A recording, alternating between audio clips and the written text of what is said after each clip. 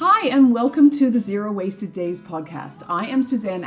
I am a former C-level executive turned seven-figure serial entrepreneur. I'm a life-first business mentor, and I love helping women entrepreneurs merge strategy, feminine energetics, and embodiment to create outside-the-box business solutions and energetic solutions to their business challenges. I believe that it's time that we shift our perspective on business and life and see that our businesses are the means to us living life first.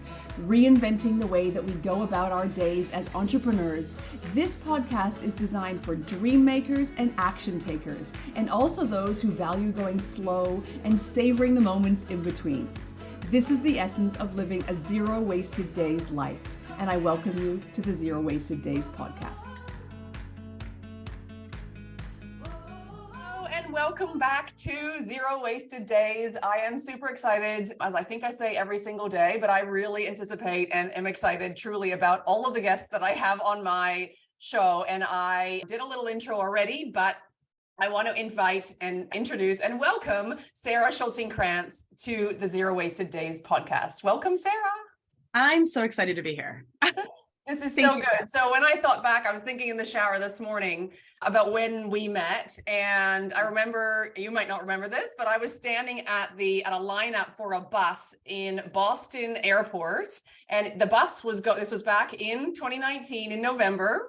And I saw this woman run up with like bags and like handbags, high heels on. And she ran up to the side of the bus and like maybe was a little bit late, or I don't know why. Yeah. Always. Holy shit, she is like a firecracker. I was like, who is that woman? I said, I bet she's going to the same place as I'm going. And then I watched and you got on, and I'd flown from France on like my first retreat in my new version of my new life and business. And so I was like a little bit like anticipatory, but really excited to also meet people. You and I shared a cab at the other end. So we got to Portsmouth in like the middle of the night. We shared a taxi, and then we were at the same retreat. So that was my first meeting you. And I think from there on in, it always has been like, you're a force to be reckoned with. And I really do think that's a great way to introduce you. I so appreciate you. I remember that. Yes. And this is like taking me all the way back. And I was freaking out because I'm like, am I going to miss the bus? But you know what? That's so metaphorical of life. And I talk about this with my clients too. We're always in such a rush, but in reality, it's like we have to slow down in order to also let things catch up, because quite frankly, we were supposed to meet, right? Yeah, and so there's this whole, the one thing that I've learned more than anything, especially over these last 10 years, is that life is unfolding for you and it is not your time. If you think it's on your time, good luck, because it's not. And when we can actually surrender to that and allow the awareness in, we realize that we're going to zero wasted days. We're going to miss out on the moments if we don't simply slow down but also realize that there's meaning for it all. It's so cool.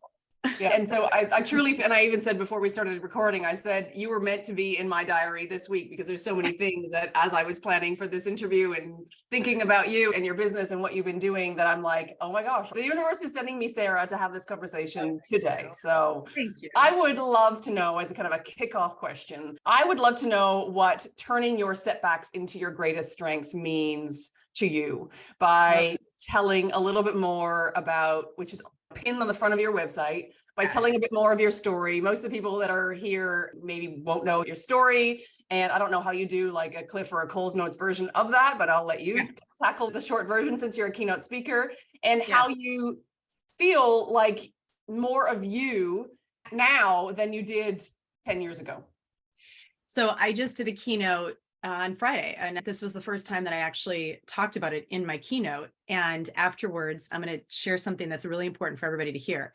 Authenticity is the key, especially now more than ever. And when I actually got off that stage, when I finished my keynote, I had so many people coming up to me, men crying. Even the videographer came up to me and said, thank you for being so authentic with your story and sharing what it is to actually overcome what you have lived through. So that's key. So I want to start with that. And I am going to give you the Cliff Note version, because you can go read it in the book and all over the place, and we need to get to other stuff. But actually at 17, I went through a really hard time in my life, and I was sexually assaulted by somebody that I knew. I was not believed. I was placed in a police station, surrounded by male officers, being questioned. Why didn't you scream? Why didn't you run? Like all the things, right? And it's interesting how at that time, that was like the seed of my believing in myself. It was a time when I shut down, I shut up, and I just went to the space of just knowing that there was something within me that could take me to that next space. There was a lot of things that, and again, like the story is so deep, you got to go just read it. My mom was the person though, that actually walked me through that really hard trauma in life. And I had to get a restraining order. It was brutal. It was brutal. My mom would walk me down Main Street every day at 4 o'clock and she would say, hold your head high. People may not believe you. It doesn't matter. Believe in yourself. That's the most important thing. And then at 40, fast forward, I now have 3 sons and I'm married and I'm happy living that life of stay-at-home mom. Had graduated from college, quit teaching, took care of my boys. And then I found out literally at the age of 40 that my husband had been betraying me with men for most of my marriage. And there were multiple addictions involved. It was, again, 5 of the most brutal days. Here's the thing though, I speak on resilience, but it's not just mindset resilience, because there's so many of us that take our experiences and we put them into the box, right? In order to overcome and to really find your strength, you have to have whole human wellness, which is body, mind, soul, spirit, alignment of everything.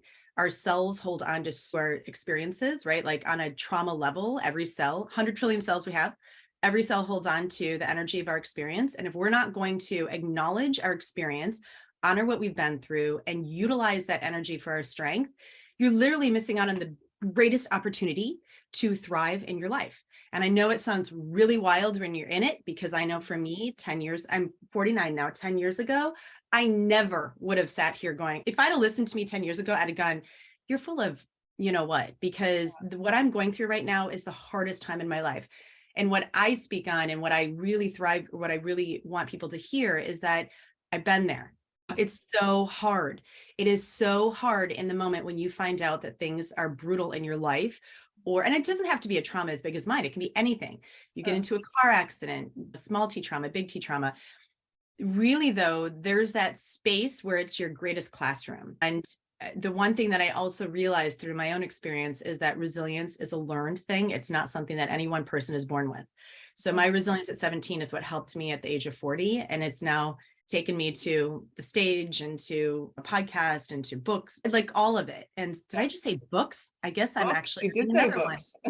Wow, dang. I've written one, but I'm thinking. We both needed to be here today. There's another one in me, and I already know that. It's, that's what it is though. It's really utilizing those things and not compartmentalizing them, but truly working through them on a deep inner level that you find what you're made of.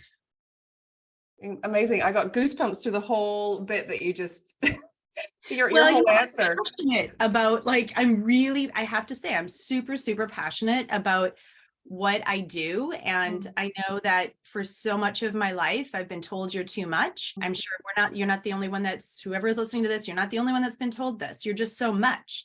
And my so much is what's gotten me to where I am. And so I am really passionate about what I talk about. And I think that's the beauty of it. Like, we should be passionate about our 0 wasted days, because you only have so many.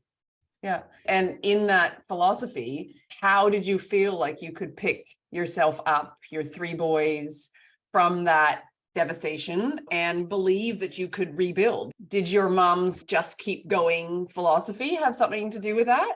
Oh my gosh, you ready for this one? So my mom passed away in July. We had been working on a documentary. She passed away July 6th. On July 7th, I had to go to the Grand Canyon and run a retreat. That month, I had 3 retreats to run. And when I talked to my dad that night on the phone, and I said, I don't know what to do. And he's, what would your mom tell you to do? You know what? And I'm going to start to cry. What would your mom tell you to do?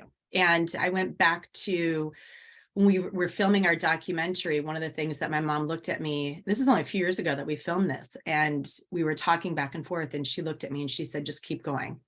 So you just saying that, just keep going. There are those days where you feel like you're up against everything and you just want to fold and you don't want to get up. But having that deep resilience for literally those 0 wasted days, which I love the topic of, I love this podcast, is that the basis of that is really that resilience of getting back up again, even when you are exhausted, and also allowing yourself those days to rest as well.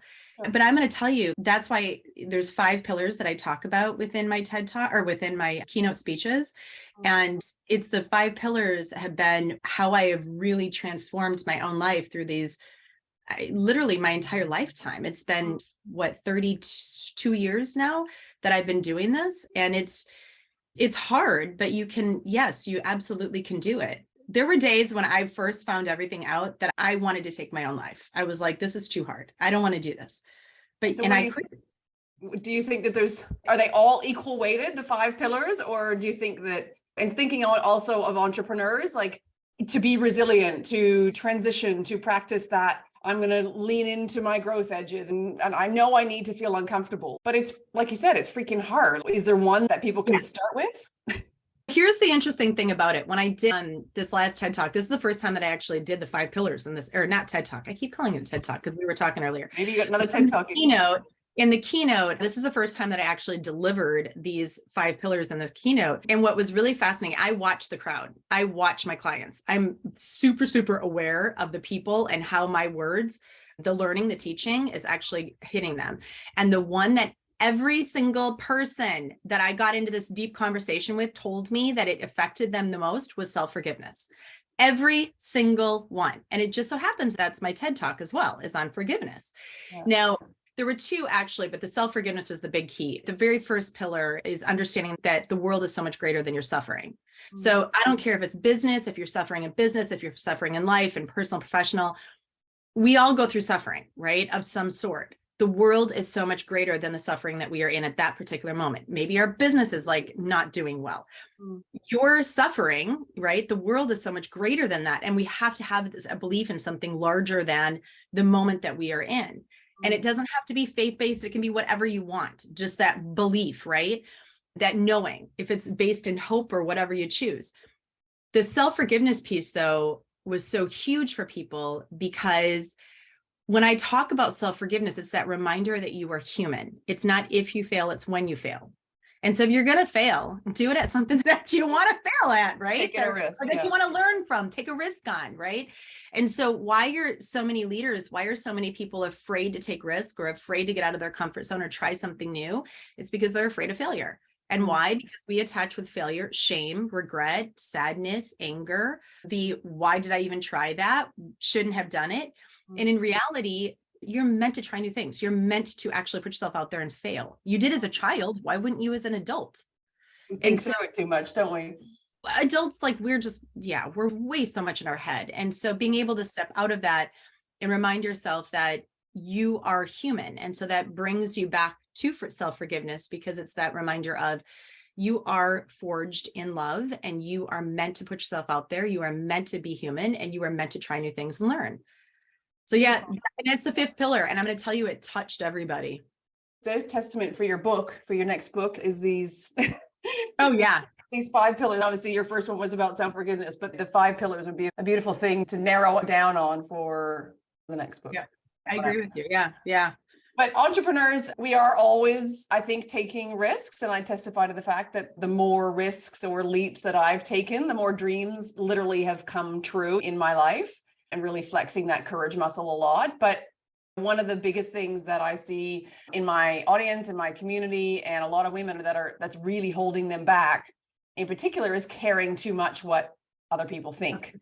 And I want you to tell me more about how you have had to risk it all despite what others think. And you've said also someone's criticism of you is simply a projection of their own pain.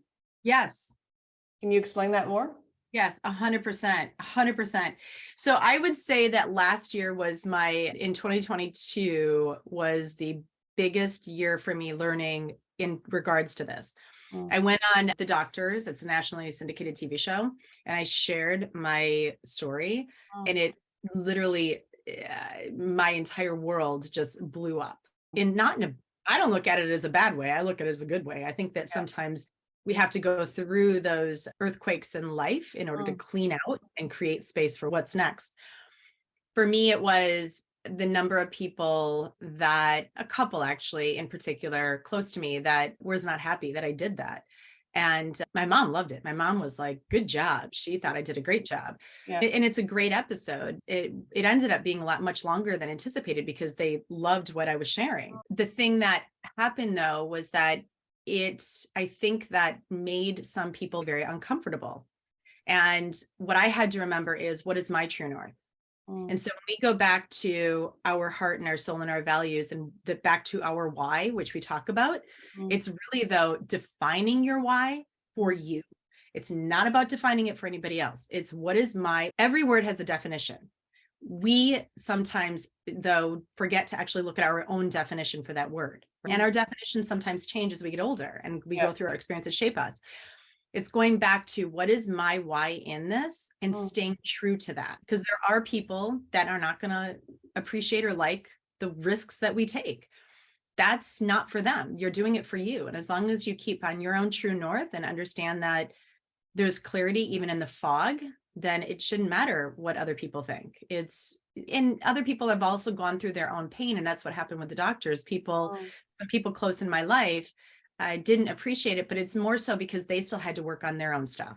And so they projected their anger onto me. And I don't know what to tell you. Like, you got to go work on your stuff because I've worked on mine and I'm happy. And I'm happy helping other people. And that's ultimately for me why I do it. Yeah. So powerful to really think about that because so many women think, oh, I just don't like social media, or they say, I don't like showing up. But if you dig a little bit deeper, it's the people pleasing, it's the self-worth. There's always more underneath than the actual fact of somebody else's portrayal of them or impression of themselves. You know who you have to listen to? There's two things. Listen to your gut, your own self, your heart, your soul. And then the second thing is listen to the people that you're helping. Because what happened with me in that is that I got a couple of phone calls, really important phone calls after that, many, but there were a couple in particular who said, your words, I turned that show on in the middle of the night and it truly saved my life. Like, I would not be here if it wasn't for you. When I was in the depth of everything, I had a couple of people that my former clients that came to me, they knew I was like in a little bit of something here with all of it. And they literally told me, they said, you need to know how bad I was when I met you and how you truly, I would not be here. I thought about taking my own life and I would not be here if it wasn't for you. So you just never know the impact. That's right. That's the beauty of it. Listen to what matters, not what doesn't. Yeah.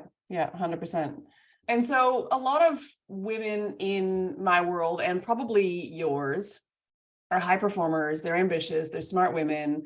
Many of us know that we are made for more. It's this thing, there's this vision. We have these big, big dreams.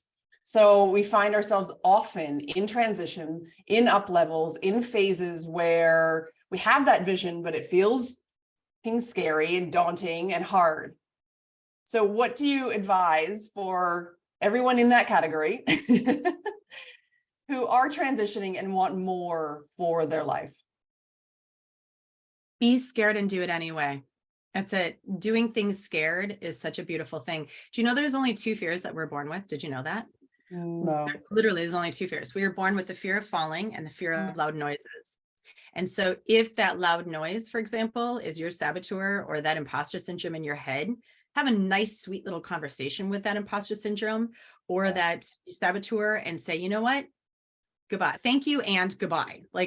Because I think that fear is such a beautiful thing. I appreciate fear only because it gives me that space to see what else that I'm capable of. It's transitioning it into excitement. Yeah. So if you think I wasn't afraid when I stood on that TED Talk stage for the first time in front of thousand plus people, oh my gosh. Yeah. Or even delivering my first keynote or standing up there and telling my truth. The more that you do it, the less afraid that you become. And so you have to take that first step. And even when you're afraid, do it anyway. Yeah. Very good philosophy to live by. Maybe you were actually genuinely afraid of falling when you were walking on that stage. I think that the beauty of our most difficult experiences, because we've all lived through them, the beauty of them is that it's also a wonderful canvas for for repainting your life, as I call it. Create your own life you're the artist, right? And it's a beautiful canvas. And don't forget to look back and say, wow, I made it through that. If I made it through that, what else can I make it through? 100%. And I really do believe that all of the things that we're going through, like you were saying earlier, they're all stepping stones to what is literally building you up, is preparing you for what is next. And we talked about a little bit, but one of the values that I personally have and that I've learned a lot from living here in France, and just a philosophy that we have at Zero Wasted Days, is about going slow and savoring all of the moments in between. And as a woman who is on the go, I would love to know how you ground energetically. And I know the part of the answer to that, but how does nature play a big part in that, in your daily or weekly routines? Yeah, so that was a hard one for me because I've always been on the go. And now as a single mom, 3 boys, oh my gosh. I'm on this with you at 7 a.m. my time, right? That said, I really do carve out time every single day, at least a few minutes. And I do have my times like preparing for or writing a keynote or book or something where I'm out and I'm just in my computer. Yeah. And there's always reminding myself there's that time to come out of that and actually to enjoy nature a little bit more. And I always know with my body if I need to get back out into the mountains or onto the ocean. But really, it's even just going outside, and if I need to write, I sit on my back deck and I write out there. I take my computer out into the back. The most important thing to do though, and I want everybody to truly listen to this, is so key. This has been the key to my success in life. I take anywhere from 7, and this is going to sound really wild, but yes, I've done 22 days on the trail. Now it doesn't have to be the trail. Go to an outdoor spa, right? Whatever it is, you have over 300 days, right, in the year for you, that we live, right? Like we have a huge calendar. We have umpteen years of our life. And yet we have a hard time taking 7 of those for ourselves out of 1 year. Give me a break. And so this has been, and I fought so many people on this one, but when I started realizing the intensity of taking 7 days for myself and literally going offline and saying, this is for me. I'm going to take this time and I'm going to go, for me, it's backpacking in the wilderness. Like I literally go into the mountains and blaze trails and do it for me. It doesn't have to be that for you. However, take some time for you and do something that you love, and do not let anybody else in your world take that time from you, because that is a gift. And I always say, like, when I'm taking my last breath at 100 and something years old, 108, I don't want to regret. And so it's about, how do I use this time here for myself as a gift, because you are such a gift. Yeah. And so in that, for you, your place of choice is the mountains, or is a hike, or is probably often nature. What does that do for people that may not get into nature as much? And you do host a lot of your retreats in the Grand Canyon or up in Alaska. What does that, I know the importance of it. Oh, yeah. I'd love to know what the power is of being in nature. Scientifically, is that what you're like? Scientifically, what you've seen anecdotally, like you've seen the power. Oh, I've seen it. It's so wild. It's so cool. It is literally so cool. I'll give you an example. So I've had clients that come to me and they're literally like, I'm lost. Like I'm stuck. I don't know where I am at in my life, which is so true for so many of us. And I've been the same way. I was living for so long up until throughout my marriage for those 17, 20 plus years. I was living it for everybody else but me. And yes, I knew who I was and I was still happy and I did all the things. And yet I didn't truly know who I was. Why? Because my energy and everything went outward, external, instead of internal. Who am I as a woman? And so as a human, being out in nature brings you back to that. So it literally grounds you into who am I, and coming back to the core of who we are, because our frontal lobe of our brain, which is where task mastering happens, we're always in what's next. We're on Zoom calls, we're in business meetings. That has time to slow down and to take a rest. And then what happens is the back part of our brain, this is scientifically proven, literally is allowed to rise. And that's where we have creativity. And so we come back to who we are in that space. Now you add coaching into it, you add forest bathing, you add nature healing, you add the work that I do with people and what's important, and you come home to who you are. That's the who am I, that's finding yourself and spending time with yourself. And I've seen all sorts of things happen, from, oh my gosh, leaving careers to opening private practices and businesses, to finding relationships, to moving, like having a baby, all the things. Why? Because you're allowing yourself to slow down and to be with you. the power of awe. It's simply the power of awe. It's the coolest thing. So you see a lot of actual like life transformation post some of your retreats. Oh, you know what? Massive. I've had women that have said to me, they'll call me like a month and a half, 2 months later, and they're like, Sara, I'm getting a divorce. I said, okay, I know. I already knew you were going to. And let me tell you when, and then I always ask them, like, can I tell you the moment that I saw that happen? And they're like, yes. So this is literally the reframing of the brain, the shifting of the story. And I will be on a trail with somebody and I will be in conversation with them or something. And you can see it right at the moment where you're like, they just got the hit that they're going to get divorced. It just hasn't fully gone into their body yet to make that decision. You have to, it's like the start of it, the seeds planted. And then once it's a resonant choice, all sorts of things happen. Like you just shift, everything shifts in your life. Yeah. It's that realignment with self. Yeah. Amazing. Amazing. Yeah. I've looked at all of your retreats with a lot of, what is it? Anticipation. I would love to go on one of your retreats. I'm trying to find the word. So fun. They're so fun. And it'll happen somewhere in the future. like we have to bring laughter back into life, like into 100%. Our business. They're just so much fun on top of it. We play. Yeah.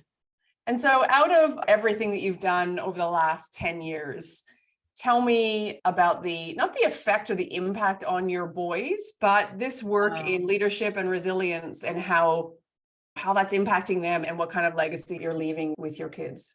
Not like you're living to 108. So I actually do feel like I'm going to. I get asked that a lot. And I always tell people now, I don't like to talk about, not to talk about, because I never talk about, but I really want them to take over the platform of their life and speak more about their life. Makes sense? That said, I'll give you the high level view because I'm also very protective of them. They're doing great. They're doing so freaking good. And I'm so proud of each and every one of them. My oldest is an entrepreneur and he's amazing at what he does.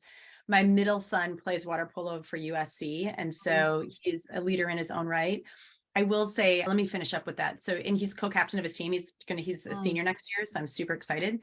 And my youngest son is a huge avid basketball player. And so they've really taken all of this, their own resilience. And I don't think that they quite see it yet. They will someday, just like I didn't until I was 40 at the impact of what mom taught me at 17. They're still young. My oldest is 31, my middle is 21, and my youngest is 16. And so hopefully someday down the line, they'll say, just like I am now, wow, mom really did teach me a lot more than I even realized, right? I will tell all of those moms and dads, whomever is listening, that the greatest thing that I did, the most impactful thing that I did was seek help when I was in all of this. And I'm telling you, it was some serious, deep trauma for a year of my life that I couldn't eat, I couldn't sleep. I had no idea what I was going to do coming out of that. And the one thing that I did as a mom is I went to each one of their coaches and I had a conversation with their coach and said, I need help. Will you please help me look over my boys? And then I went to their schools as well. And I had a conversation every single year that they were in middle school and high school, because at the time that's what they were in, elementary school, middle school, and then in high school. Up until I felt like we were probably 5 years out, I talked to every one of the teachers and the principals and the counselor, and I pulled them together and I just said, here's where my family's at. I can't do this alone because I also need to take care of me. And what I need simply from all of you is an ask of, could you please watch over them? And if you see anything, could you, first of all, give them some grace because there's a lot happening in their life. And then could you please just tell me if you're seeing any kind of change and just be a support for them. You don't have to tell them that mom came in and told you any of that stuff. And I do want you to just be there for them, be that shoulder in any way that you can. And that was, I would say, the best thing that I ever did, even though there were people that told me not to. And I said, like therapists even that said, I don't think that I would step into that space and tell more. And I was like, no, like I need to get help. I need them to have help and support. So as you can see on the video, I know this is audio, but I'm tearing up just thinking about this and just the advocating that we need to do for our boys. And I've got 3 boys as well. So yeah, I felt that one deeply. I really felt that one. And the other thing that I told them, and they didn't actually know that I even went to anybody and told them until a few years later when I finally said, your coaches do know. And this is just so you guys know, because they were young when all this happened, much younger. The other thing that I kept stressing to them was find your passion and use this. That's what resilience is, right? It's use this energy that's in ourselves because of this experience to really use it as a foundation and a power to empower yourself moving forward. So is it any surprise that my kids are really good at water polo and basketball? Highly competitive. Besides the fact that they're gifted in those sports and they really are athletes, it was, for me, it was like, listen, buddy, if you want that ball to go through, use the anger that you have right now and this rage because of the situation or whatever it is. And they didn't always like listening to it. And then many times they poo-pooed me and they were like, whatever, mom. And they'll get it someday. And they turn it into their superpower as opposed to letting it drag them down. And that's how we started this conversation. Like, how do you take that and put it into your strength? That's a part of how. Yeah. That's a beautiful way to almost finish. And I have one last. That's the way. Bring it round full circle. I have one last final question. And I ask, I don't know everybody the exact question, but I would love to know, because one of my values is spirit of adventure. And I live and breathe with my business and my life, very much living in my values. And I would love to know what adventure means to you and where your favorite place to visit has been and where you still would like to go. Oh gosh, this is such a good question. Look at my smile on my face. Okay, first of all, Italy has a very special place in my heart because I was there a couple of times with my mom. That was a big one. However, adventure for me, and I don't even remember the whole question, but I'm going to dive into it anyhow. I have found that the coolest thing is living that adventurous life in every area of your life, like every single day, and surprising people with adventure. So like I told my boys a couple of days ago, I said, I'm not going to be here for Mother's Day because I'm going to be in Dallas with my youngest son for basketball. I said, will you give me Tuesday night? And they're like, what are we doing? And I ended up getting Andre Bocelli tickets literally like last night. We're going tonight, cool. Sitting right up front. And I sent him a picture of where we're going. And they're like, what the? And I said, listen, I may not spend a lot of money on things, but experiences, I will, right? Yeah. And to me, that's that adventure is where I want to leave with as many memories that I can have and also create for others. I don't give a crap about the things. I mean, obviously right?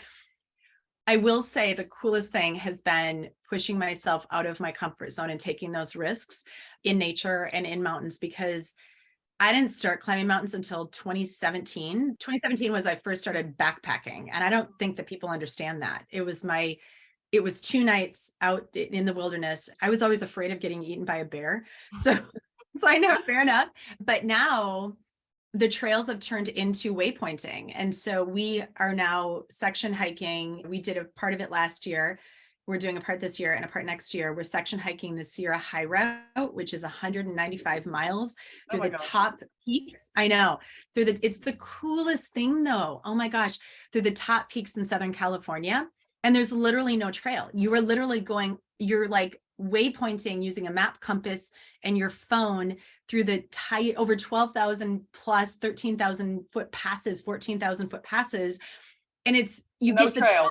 No trail. And you look down. I didn't know what waypointing was. I was assuming, that's like from going from A to B, but with the No.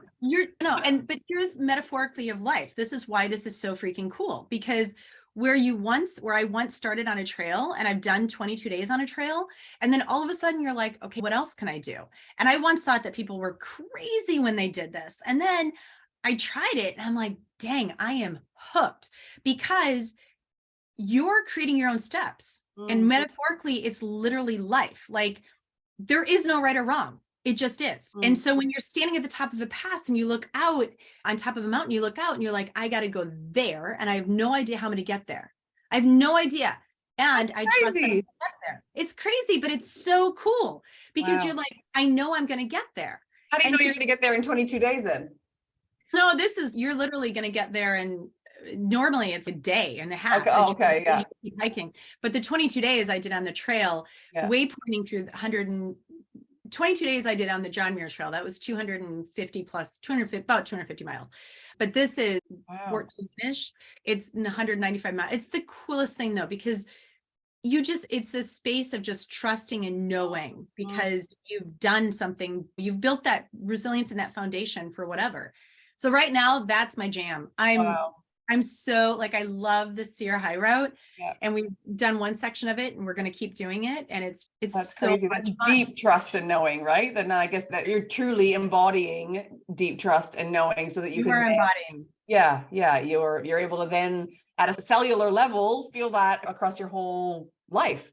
Everything like business, whatever it is, you just know, because you're in it.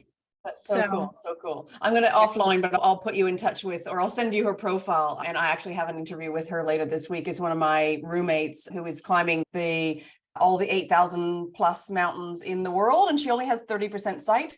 She lost her sight as a teacher. I'll send you her story. And I'm interviewing, she's in Kathmandu and she was about to do Everest this month, but she's putting it off to next year. She's done seven or eight. She's done half of them. Incredible. I'll share her story with you. 8 weeks. Oh yeah. She's doing 14 8,000ers. She's done K2 and all that. Anyway, it's a bit of an aside, but just as people that are listening, my interview with Jill Wheatley is her name, and she's coming up, but you'll love her. And yeah, there's so much to, I think that I feel like I've heard of her name. Yeah, you may have heard her story. She was my roommate at uni. That's amazing. Anyway. That's so cool. It's so cool. You just don't know what you're capable of until you step 100%, into it. 100%. Yeah. Sarah, I really appreciate you waking up early, being here for 7 o'clock in the morning. Amazing. Amazing. I love you. I Thank really you. appreciated the conversation, and I'm honored that you've been here. Tell people where they can find you, follow you, how they can get involved. Give them all the goods. Yeah. So I'm on Instagram, Sara Schulting Kranz. I'm assuming you'll put all this in the show notes. I'll put it all in the show notes. Yeah. Because I know it's a long name. And I am on Facebook, but I'm not. I'm there, but I'm not that like much. Everybody. Yeah, I had a few things happen with Facebook. And then also LinkedIn. I'm definitely on LinkedIn a lot. Sara Schulting Kranz on LinkedIn. And then you can follow my podcast, Live Boldly with Sara, and my website, saraschultingkranz.com. So if you're interested in any retreats, the book, anything, like literally everything is in there. So all there. Yeah. Your website was very comprehensive. But your next few retreats are what? So we have one. So my Grand Canyon filled up. We are no longer have Grand Canyon this year, but in 2024, we have two, one in January, one in March. And then we have the San Juan Mountains in July with me and Florence Williams. She's a best-selling author of The Nature Fix here in Colorado. And then I'm also running a retreat, I believe, in Alaska. Right now it's up. I'm trying to decide if I'm going to do it or not, because again, that's that balance of life and business. And I got to see what's going on with my kids' schedule. But right now it's up. So take a look at it. We'll be kayaking out of Whittier next to glaciers. It's amazing. It's so amazing. Sounds incredible. And it's all on your website. People can get in touch. On my website. And following along on Instagram, obviously you go along you don't go along all of the journeys down into the Grand Canyon, but yeah, if it's piqued any interest, you'll be inspired by just following Sarah. Thank you. It's so much fun. Thanks, Sarah. Thank you. Yep. Thank you for having me. Thank you for joining me for this week's episode of Zero Wasted Days. I truly hope that you found it to be valuable and inspirational as you create and you grow your own business and work towards living more life first. I would love you to subscribe, to like this video, and of course, if you have any comments, drop them in here below. Also, if you tag me on socials, I would love to get to know you. I love connecting with my audience, so be sure to tag me at Suzanne Actison or at @ZeroWastedDays_, and I will see you inside the DMs as well as here for the next episode next week.